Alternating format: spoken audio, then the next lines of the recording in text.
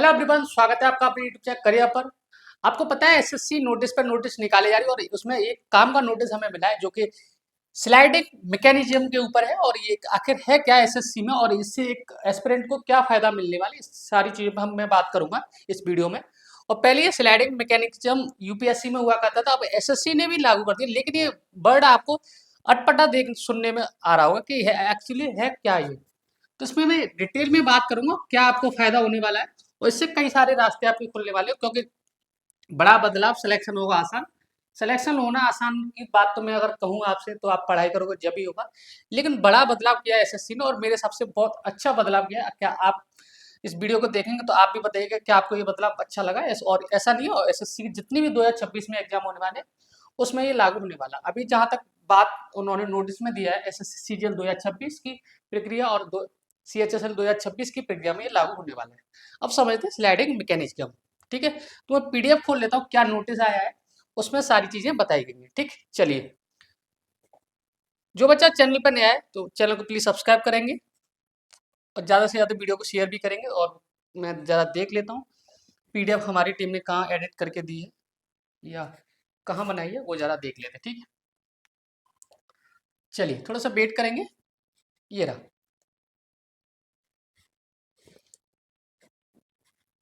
और एसएससी ऐसा नहीं, रिफॉर्म्स भी ला रही है, कई सारे बदलाव भी कर रही है, तो मैं एसएससी को बिल्कुल नहीं गलत ठहरा सकते हैं। अब देखते हैं स्लाइडिंग मैकेनिज्म। और मेरी कलम कहाँ है भाई? ठीक है, ये रही मेरी कलम यानी कि पेन।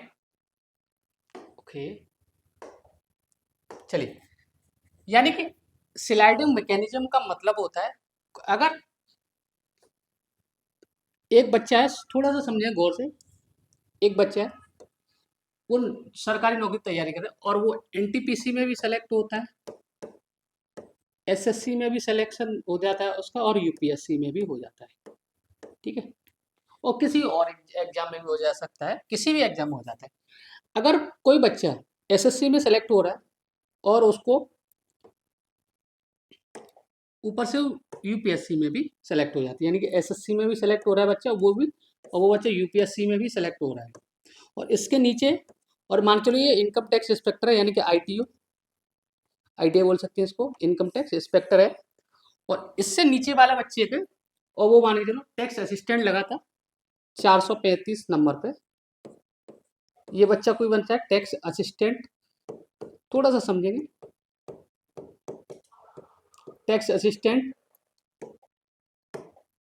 और आईटीआई इनकम टैक्स इंस्पेक्टर की कट ऑफ गई 436 नंबर, या कुछ भी कट ऑफ जा सकती है। और ये बच्चा भाई, जब ऑब्वियसली बात है, अब एसएससी में भी सिलेक्शन हो यूपीएससी में, तो आप हो या मैं हूँ, अगर मेरा एसएससी और यूपीएससी में होता है तो मैं यूपीएससी की तरफ ज्वाइन करूँगा, वो बच्चा यूपीएससी ज्वाइन कर लेता है। तो ये वाला बच्चा ना, टैक्स असिस्टेंट वाला, इस टैक्स असिस्टेंट वाले बच्चे को स्लाइडिंग कर देंगे, यानी कि इसको ये इनकम टैक्स इंस्पेक्टर बना देंगे। और ये है स्लाइडिंग मैकेनिज्म। ये टैक्स असिस्टेंट ना रह के क्या बन जाएगा, इनकम टैक्स इंस्पेक्टर। तो उसके पद में विभाग और क्या, यानी कि विभाग में भी वो हो जाएगा, डिफरेंस हो जाएगा। हम कह सकते हैं कि कोई बच्चा पोस्ट प्रेफरेंस भरता है, यानी कि किसी को मन पसंद जॉब नहीं मिली, मान लो मनपसंद जॉब नहीं मिलती है, तो वो उसने 5 प्रेफरेंस डाली, जैसे पहले income tax inspector, ITI, exercise, कई सारी कोड डालता है। और आईटीआई वाला कोई बच्चा छोड़ता है वो, और वो एक्सरसाइज उसने income tax inspector first priority पर दिया, लेकिन मार्क्स कम होने की वजह से उसे एक्सरसाइज इंस्पेक्टर मिला, समझ ना। तो ये अगर एक्सरसाइज ये वाला कोई बच्चा यहाँ पे नौकरी छोड़ रहा है तो एक्सरसाइज वाले को यहाँ पे इनकम टैक्स इंस्पेक्टर बना देंगे और उसको उसकी मनपसंद जॉब मिल जाएगी। इससे होगा क्या, इससे दो चीजें होंगी। एक तो हर साल जितनी वैकेंसी वेकेंट रह जाती थी वो फिल हो जाया करेगी। रीजन, एसएससी में हर साल मैं बात करूं 150 से 200 वैकेंसी वेकेंट रह जाती थी, इसी की वजह से, क्योंकि बच्चे जॉब छोड़ देते और एसएससी में कोई स्लाइडिंग मैकेनिज्म का जब तक कोई रूल नहीं था तो हर साल ये वैकेंसी खाली रह जाती। तो अब इसमें क्या कर सकते हैं, तो बच्चों को भी अपना मनपसंद की नौकरी मिलने के चांसेस ज़्यादा हुआ करेंगे। ये है स्लाइडिंग मैकेनिज्म। और क्या क्या बदलाव है इस चीज़ को और देखेंगे। ठीक है,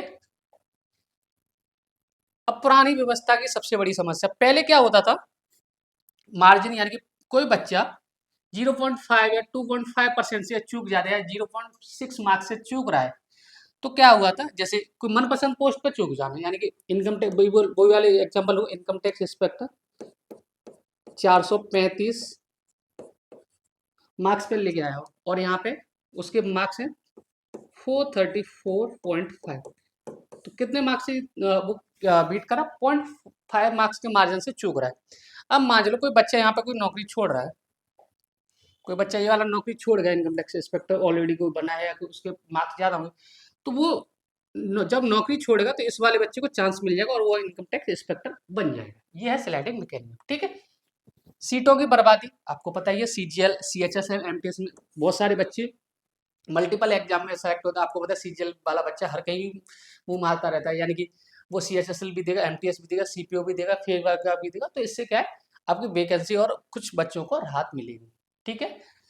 कोई बदलाव संभव नहीं, एक बार पद मिलने के बाद उसे बदलने का कोई विकल्प नहीं होता था, या तो उसे अपना या छोड़ दें। पहले क्या होता था, आपको कोई पोस्ट मिलेगी तो वही पोस्ट मिलेगी, स्लाइडिंग मैकेनिज्म का कोई भी रूल नहीं होता था। अब हो गया है, तो अब ये राहत की सांस है, क्या देखो 100 से 150 सीटें खाली रही, ये एक अनुमान है, मैं तो बोल रहा हूँ 150 से 200 सीट खाली रह जाती हैं, ठीक है। चलिए, और क्या क्या है इसमें, आई होप आपको ये समझ में आ रहा होगा क्या कहना चाह रहा हूँ, और समझने वाली को इसमें ज्योमेट्री थ्योरम नहीं लगनी। समाधान क्या है, स्लाइडिंग मैकेनिज्म, और एसएससी ने भी स्लाइडिंग मैकेनिज्म एक रूल लेके आ गई। अभी मैंने जो स्लाइडिंग मैकेनिज्म था यही था, नया नियम क्या है, 2026 से एसएससी परीक्षा में स्लाइडिंग मैकेनिज्म लागू होगा। 2026 में जितनी भी एसएससी की परीक्षा होने वाली उसमें स्लाइडिंग मैकेनिज्म आपका लागू होगा। मुख्य उद्देश्य यही है, कोई भी सीट खाली ना रहे, ठीक है। सीधा फायदा, अब कम रैंक वाले छात्रों को भी खाली हुए उच्च पदों पर अपग्रेड होने का शानदार मौका मिलेगा। मैंने अभी एग्जांपल दिया था 435 434 मार्क्स का, तो ये सारी चीजें ये आपको स्लाइड में लिखी हुई है। बाकी ये स्लाइड में आपको टेलीग्राम चैनल पर डाल दूंगा, और वहाँ आप ज्वाइन कर लिया, आप हमारे टेलीग्राम चैनल, व्हाट्सएप चैनल सबसे जुड़ सकते हो, उसका लिंक वीडियो को डिस्क्रिप्शन में दे रखा है। चयन के दो दो नए विकल्प, या तो फिक्स या फ्लॉट। क्या है, सीट आवंटन यानी एलोकेशन के दौरान अब छात्रों को दो विकल्प दिए जाएंगे। फिक्स का मतलब होता है अपनी मनपसंद सीट को लॉक करें, और फ्लोट का मतलब है बेहतर पद की प्रतीक्षा करें। अब इसमें क्या डिफरेंस है, अब आपने बोला, मैंने बोला कि मुझे तो इनकम टैक्स इंस्पेक्टर ही चाहिए, इनकम टैक्स इंस्पेक्टर ही चाहिए, तो फिक्स कर देंगे।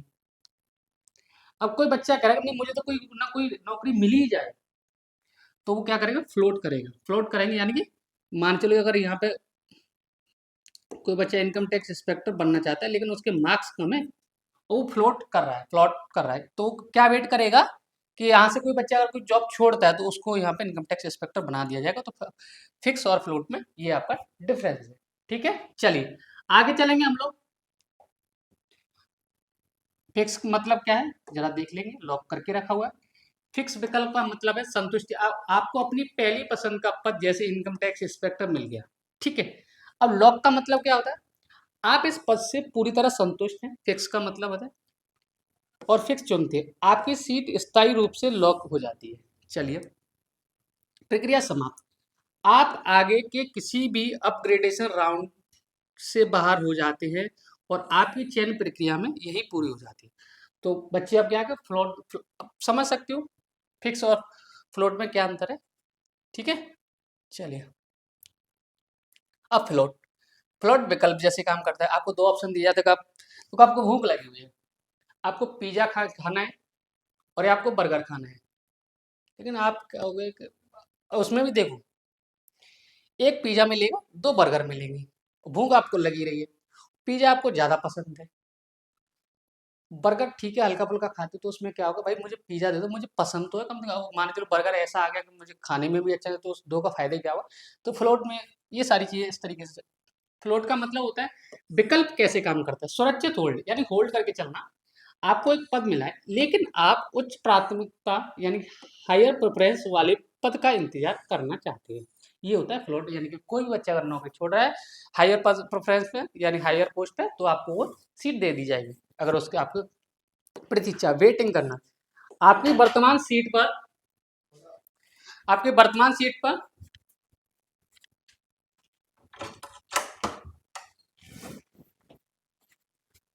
आपकी वर्तमान सीट स्थायी रूप से सुरक्षित रहेगी, सुरक्षित रहेगी, टेम्परेरी रहेगी, सुरक्षित रहेगी, ठीक है। और ऑटो अपग्रेड, यदि आपके ऊपर प्राथमिकता वाली कोई भी सीट खाली होती है तो किसी और के पद पर छोड़ने पर तो आप स्वतः ही उस उच्च पद पर पहुंच जाएंगे। ये है फ्लोट। फिक्स समझ में आ गया आपको और फ्लोट भी समझ में आ गया। चलिए और थोड़ा सा और आगे चलेंगे, क्या क्या दे रखा है। अब ये एक वर्ड है, इसमें फ्लैट अपग्रेड की तरह समझे। अब जैसे इकोनॉमी क्लास, आपको वर्तमान अंक, आपने इकोनॉमी का टिकट लिया और आपके अंक थोड़े कम थे इसलिए लोअर पोस्ट मिली। बिजनेस क्लास का मतलब होता है अपग्रेड, आगे की सीट खाली होने के कारण आपको मुफ्त में बिजनेस क्लास में आपको अपग्रेड कर दिया गया। तो ये क्या है, आपको वेट करने का, आपको पता है सब्र का फल मीठा होता है, निष्कर्ष यही है। इसी तरीके से कट ऑफ कम होने के बावजूद भी खाली सीट का लाभ उठाकर सीधे हायर पोस्ट पर आप जा सकते हैं। तो यही है आपका स्लाइडिंग मैकेनिज्म, जो कि एसएससी ने बहुत अच्छा किया है इस बार। एसएससी ऐसा नहीं है, वही वाली बात है कि गलत घड़ी भी दिन में एक बार सही समय बता दी, तो एसएससी अगर गलत कुछ कर भी रही है तो कुछ सारी चीजें सही भी कर रही है। और एसएससी में एक दो, मुझे ऐसा लग रहा है कि टीसीएस वापस आ सकती है, एडीक्यूटी को एसएससी उठाने के चक्कर में है, क्योंकि उन्हें पता है कि 2025 बच्चों को पूरी तरह से वो बर्बाद कर चुकी है।